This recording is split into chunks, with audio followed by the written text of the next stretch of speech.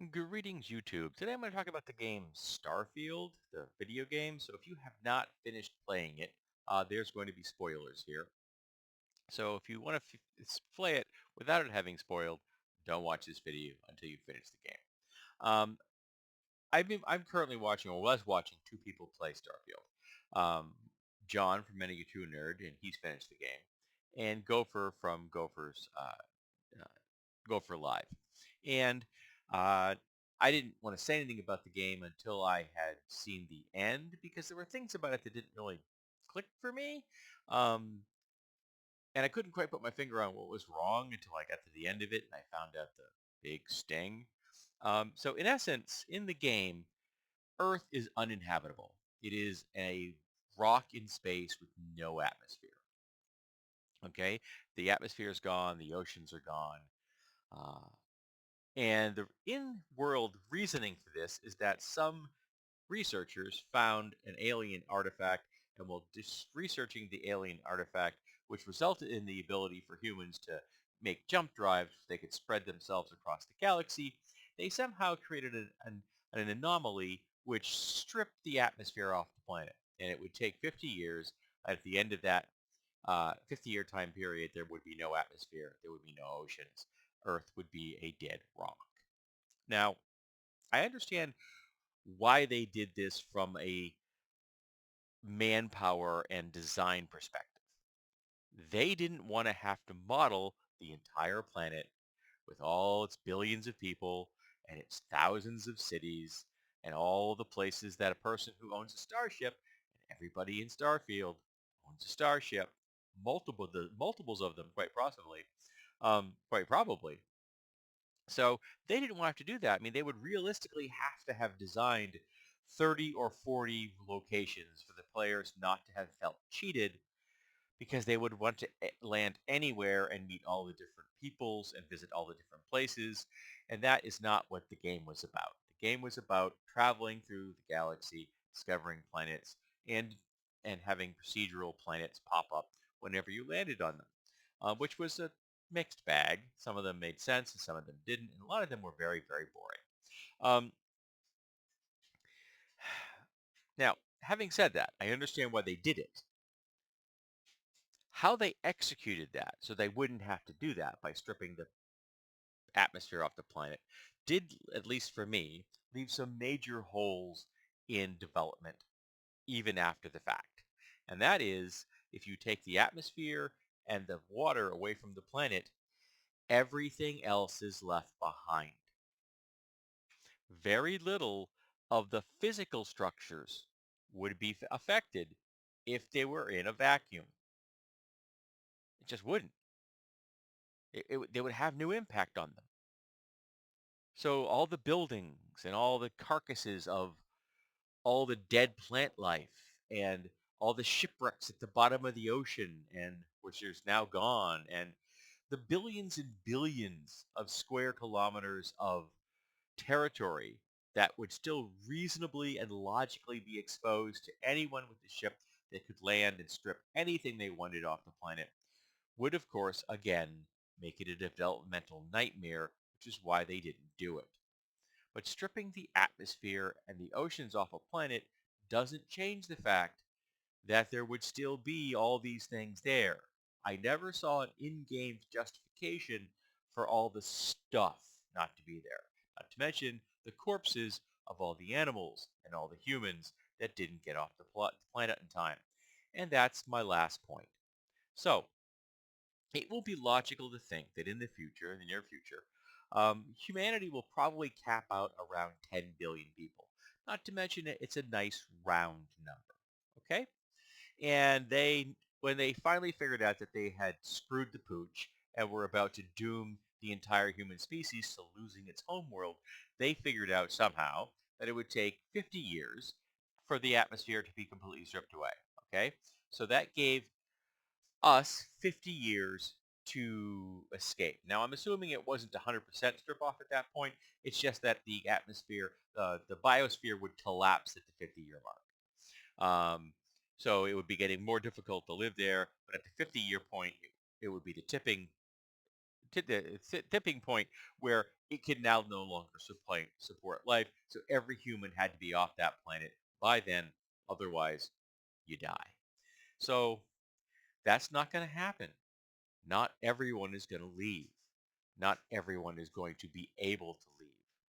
Not everyone is going to leave because they're going to prepare and they're going to build bunkers.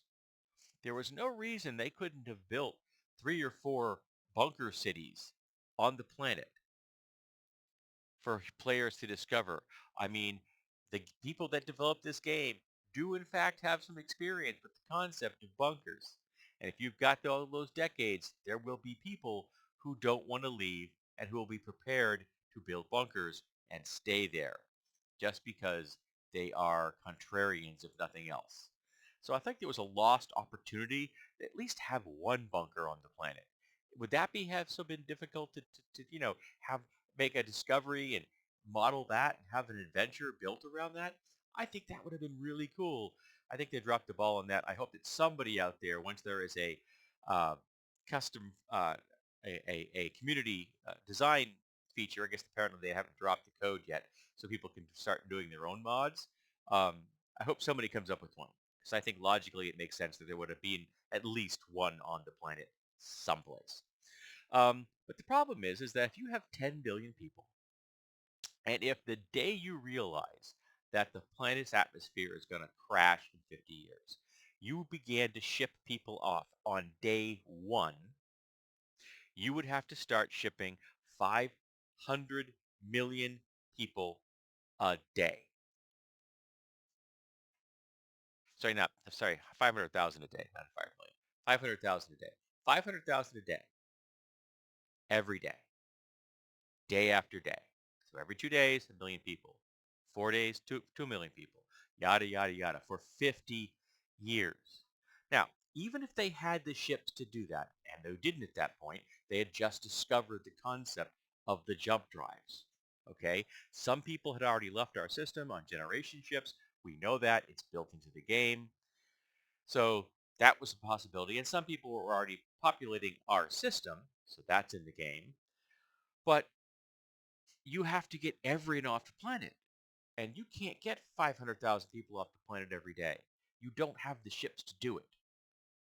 Just because you have the theory of how to now make jump drives is going to take you a while to make the jump drives. But on top of that, there's nowhere for them to go. You haven't discovered the Earth-like planets yet. That's going to take you at least 10 years, if not 30, to find enough places for everyone to land on. So you are going to commit the greatest act of genocide against our species that has ever happened. It is going to make the meteor that landed and wiped out the dinosaur look like a sparkler. All right? It is absolutely going to be an atrocity of unheard of proportions. I think they would be lucky if they get 1 billion people off the planet before they finally have the atmosphere broken and the biosphere cracks and you can't support life anymore. Yes, humanity will survive. And yes, by the time the game starts, there would be billions of people again. But that's going to be a human bottleneck. That's just crazy cakes.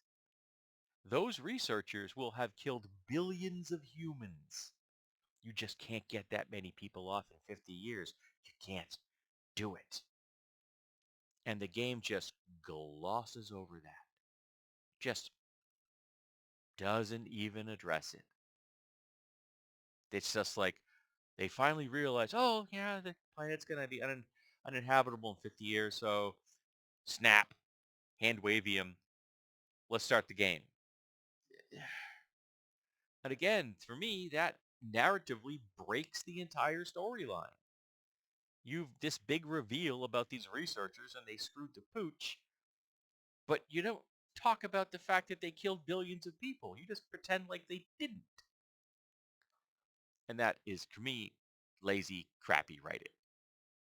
I mean, I know why they didn't want to model a planet as a living planet. I know why they didn't want to model a planet as a dead, as a mausoleum filled with cities and stuff that could be harvested and artifacts that could be found. I get that. And places that you could go visit to see your hometown in real life, see what it looks like as a dead world. I get why they didn't do it. Okay? But they could have come up with a better in-world story than Handwavium? Humanity just makes it off the planet in 50 years? How? And it's sorry. To me, even it's even worse than, the poor reception of the fact that there's so little to do in Starfield. The planets are boring. The side quests are cool, the faction quests are cool, but you just go out and land on a planet and it's like, okay, you can mine some stuff and you can build some cool things, I guess. The construction options are somewhat limited, but it's still kind of boring after you do it once, and it isn't all that intriguing or important to the game at all. Because after a certain point, resources are not a problem. You really don't need your own chain of bases with supply lines and such. So, eh, I don't think this game is going to have a lot of playability. Not to mention, when you get to the end of the game, you get to start the game over again in an alternative timeline as a high-level character that's walking into first-level gear. Yeah, your character's 50th level or so, but you're walking into gear that's first level, even though your enemies are going to be spawning in at your level.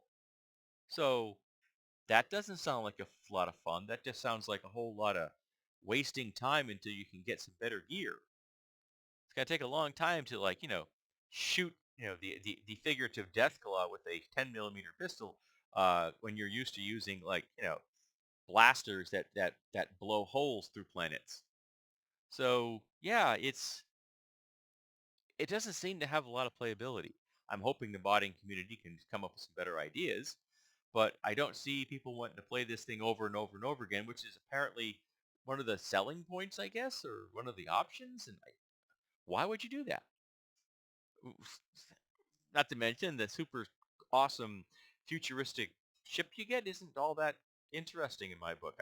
Some of the things I've seen players come up with are far more interesting and far more cool, and you have a much greater investment in them because you designed them. So yeah, no, it's it's a game that could have been cool and may be cool at some point in the future when they start putting some decent DLC out and the modding community gets out there and starts knocking some things together that make the whole place more fun. But right now, it just seems like a big nothing burger. And the narrative holds because of the way they wanted to strip the planet Earth of its life, to me, is just immersion breaking.